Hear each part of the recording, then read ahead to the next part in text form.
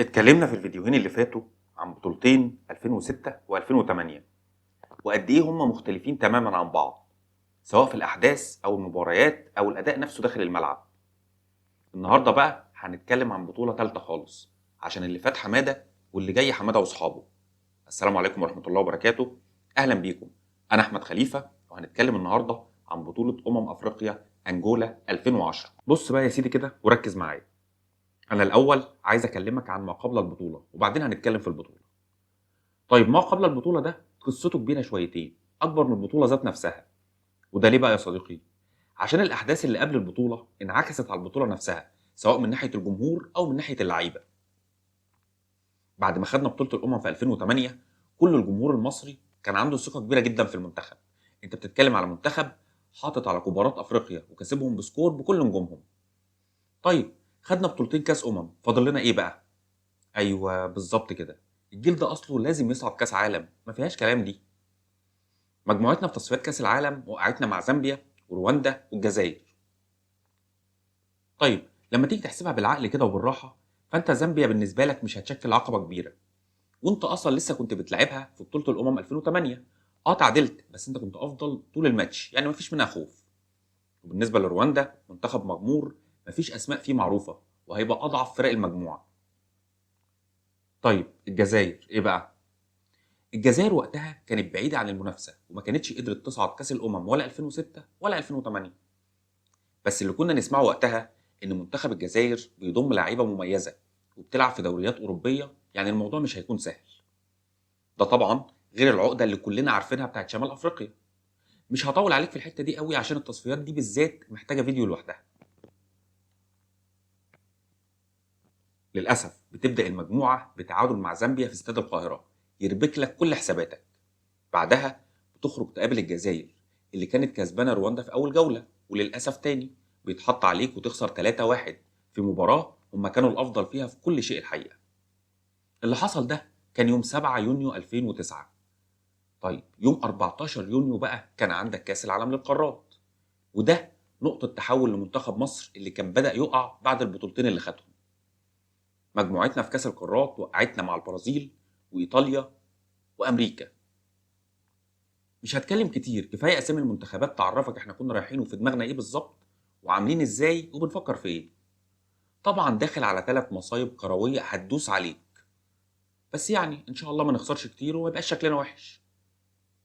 مش هتكلم برضو كتير في حتة كاس القارات عشان الشرح فيها هيطول، واكيد حضراتكم عارفين اللي حصل والذهول اللي تسبب فيه المنتخب للعالم كله، سواء بالخسارة في اخر ثواني من البرازيل او مكسب ايطاليا بطلة العالم.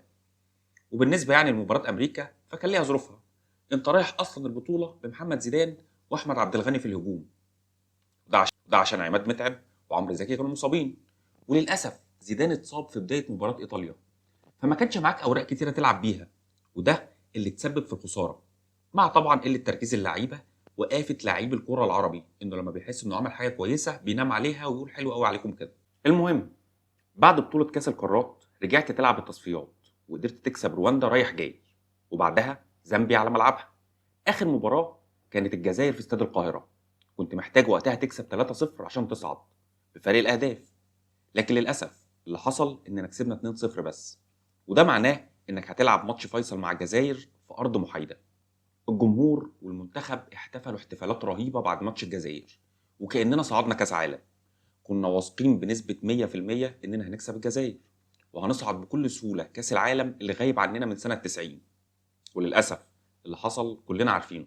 خسارة من الجزائر 1-0 في درمان بالسودان أهدت بطاقة التأهل لمنتخب الجزائر، وسط حسرة واندهاش الشعب المصري كله. كان يوم من أصعب الأيام على الكرة المصرية.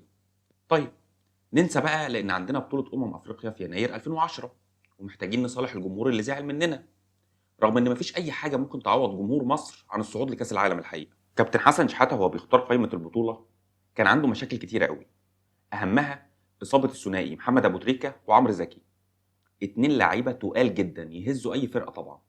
فبدا حسن شحاته يدور على بدايل، وكان قدامه بديل من 2: احمد حسام ميدو المتالق مع الزمالك وعامل موسم كويس جدا ولياقته البدنيه حاضره، ولاعيب تاني محدش يعرفه قوي بيلعب في الاتحاد السكندري اسمه محمد ناجي جده. وطبعا حسن شحاته بسبب المشكله اللي كانت مع ميدو في 2006 قرر انه ياخد جده ويسيب ميدو. موجة هجوم بقى مش طبيعية من الإعلام المصري على المعلم حسن شحاتة بسبب اختياره لعيب ليس له أي تاريخ وتفضيله على لعيب بحجم ميدو، لكن حسن شحاتة كان مصر على رأيه. مجموعة مصر كانت سهلة نسبيا: مصر، نيجيريا، موزمبيق، بنين. والحقيقة إن مصر قدرت بكل سهولة تاخد التسع نقط من الثلاث مباريات، وما كانش فيه صعوبة اللهم إلا في ماتش نيجيريا اللي اتقدمت على مصر 1-0 في أول ربع ساعة، لكن منتخب مصر قدر يرجع في النتيجة ويكسب 3-1، وبعدها فزنا على بنين وموزمبيق بكل سهولة. الملفت بقى في الثلاث مباريات تألق البديل محمد ناجي جده، كل ما ينزل يجيب جول، وجوال حلوة جدا وبتبين مهارة كبيرة عند اللاعب ده. صعدنا دور الثمانية وقابلنا منتخب الكاميرون اللي كان أضعف بشوية من منتخب 2008، ورغم إن هم اتقدموا 1-0 إلا إنك قدرت تتعادل بسرعة جدا عن طريق أحمد حسن اللي خد وقتها أحسن لاعب في البطولة بالمناسبة يعني. كسبنا الكاميرون 3-1 وبرضه جده جاب جول. الله، هو إيه الموضوع بقى؟ بعد صعودك للمربع الذهبي تشاء الأقدار إنها توقعك مع منتخب الجزائر اللي لسه خاطف منك بطاقة التأهل لكأس العالم. والحقيقة إن ما كانش فيه حاجة ممكن تشفي غليلنا كمصريين إلا اللي حصل في الماتش بالظبط. من أول بداية مباراة مصر والجزائر المنتخب المصري أفضل وأحسن وبيهدد المرمى وبيمثل تهديد شديد على منتخب الجزائر اللي كان نازل الملعب وأعصابه مشدودة بدون أي داعي، رغم إن المفروض اللي كان يحصل العكس وإن مصر هي اللي تبقى أعصابها مشدودة. لكن لعيبة منتخب الجزائر كانت بتدخل تدخلات عنيفة جدا، وده تسبب في حالتين طرد وسهل علينا الماتش، وقدرت تكسب 4-0 وترد اعتبارك وترفع راسك تاني في القارة. وقتها كان حال الجمهور المصري انه خلاص مش فارق معاه البطولة، وانه كده ارتاح بعد ما خد حقه من الجزائر، وحتى لو خسرنا النهائي مش هنزعل قوي. لكن في الحقيقة ان رجالة حسن شحاتة قالوا لا، مفيش الكلام ده، والله لا نرجع لكم بالكاس. وبالفعل قدر محمد ناجي جده اللي اتحول لظاهرة وخد لقب افضل بديل في العالم سنة 2010 انه يحط هدف في اخر المباراة، رغم ان الماتش ده كان صعب جدا لانك كنت بتلاعب منتخب كله عناصر شابة وعاملين اداء ممتاز في البطولة وفي تصفيات كاس العالم. ومش عايز افكرك الجيل ده عمل معانا ايه في تصفيات كاس العالم 2014 عشان ما نكدش عليك.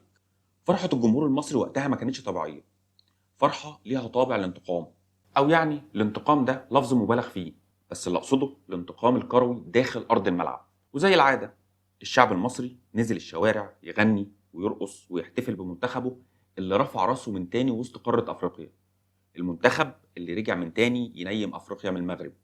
ودي كانت نهاية جيل من اعظم الاجيال في تاريخ الكرة المصرية، ده لو ما كانش اعظمهم يعني. لو عجبك الفيديو ما تنساش تعمل لايك وتشترك في القناة وتفعل الجرس. شكرا واشوفكم على خير في الفيديو الجاي.